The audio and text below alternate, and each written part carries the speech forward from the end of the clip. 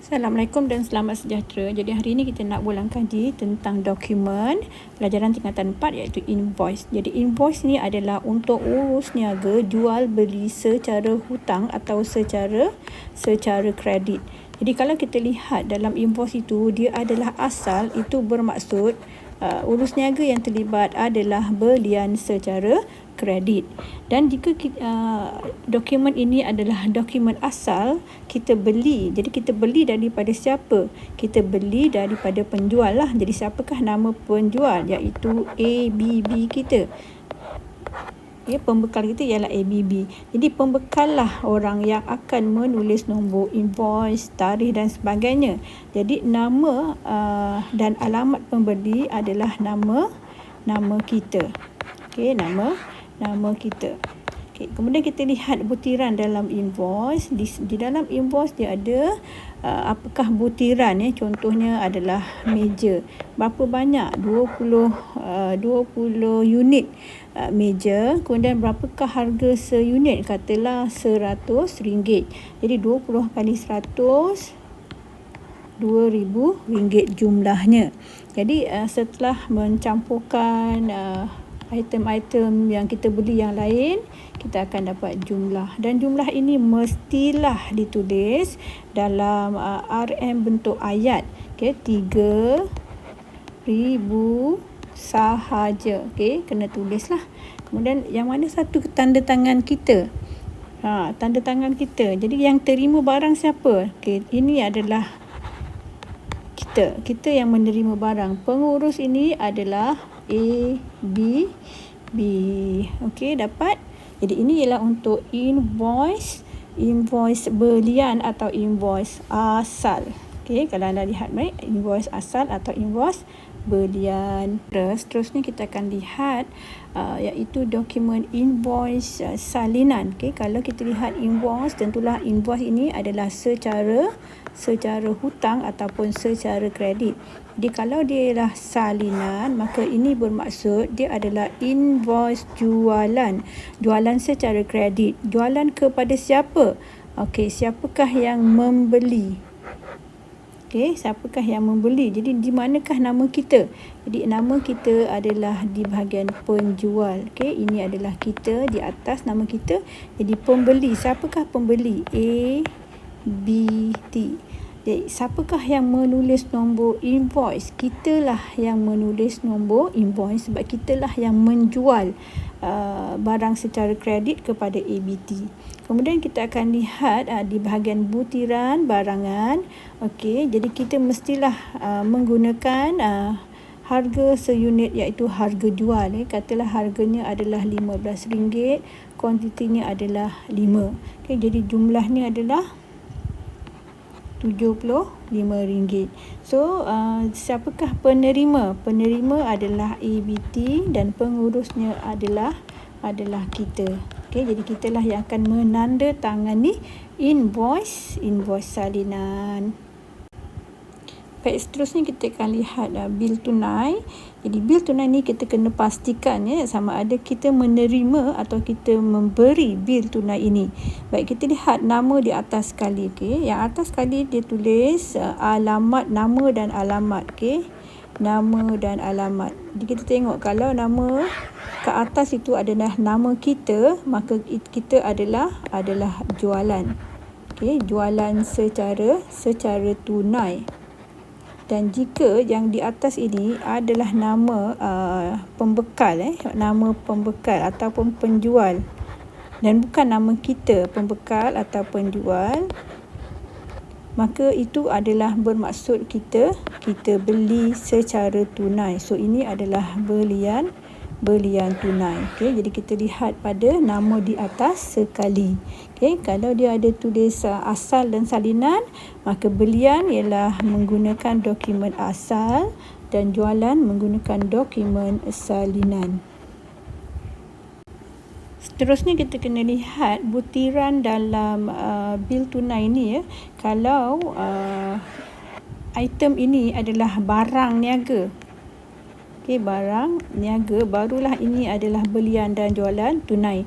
Kadang-kadang dia bukan barang niaga. Kalau dia bukan bayaran harga, kita kena camkan kemungkinan alat tulis ataupun belanja jadi dalam tu ini bil adalah perbelanjaan ataupun wang keluar. Okey, wang keluar ialah wang tunai keluar.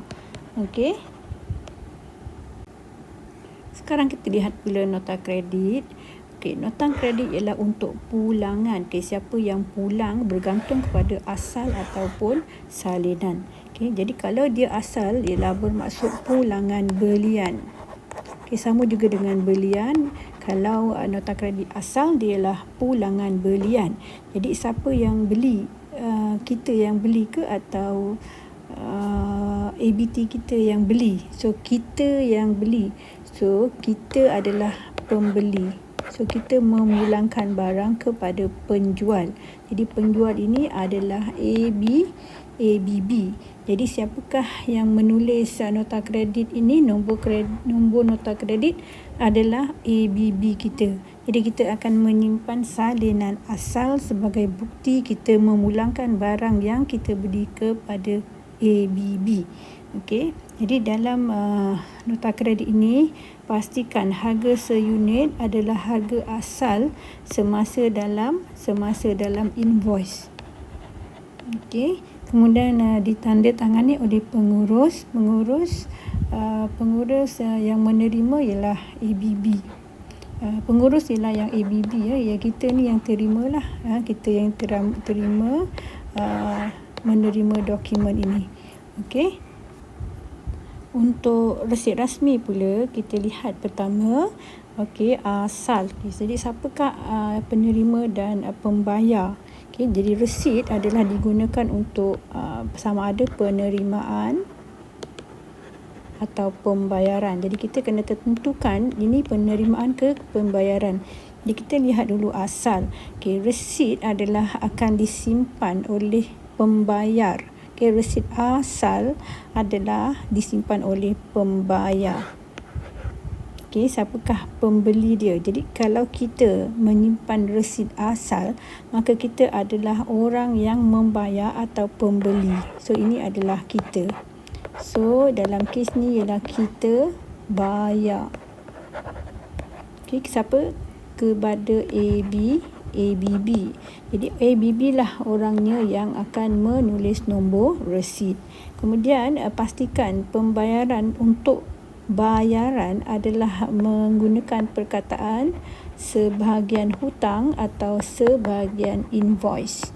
Okey, yang ini bermaksud kita pernah membeli daripada ABB. Kemudian kita pastikan ada tak dia tulis tentang diskaun.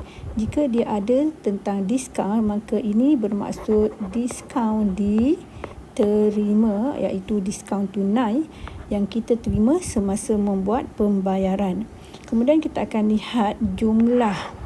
Okey, jika jumlahnya adalah 1,200, jumlah 1,200 ini adalah wang yang telah diserahkan kepada ABB.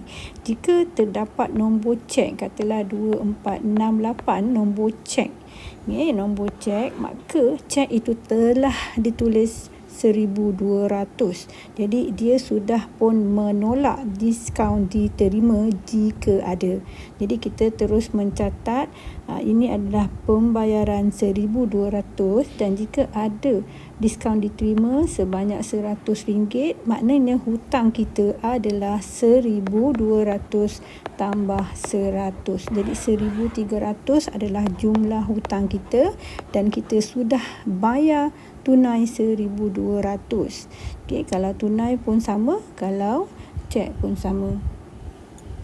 Voucher pembayaran pula dikeluarkan oleh kita untuk ataupun kepada mereka yang tidak boleh menyediakan dokumen sendiri. Jadi biasanya voucher pembayaran digunakan untuk pembayaran gaji pekerja. Jadi untuk gaji, katalah kita dah bayar dia 1,200 gaji dia dan kita akan minta pekerja itu menandatangani. Okey, menandatangani voucher pembayaran. Jadi voucher pembayaran ini adalah dikeluarkan oleh kita.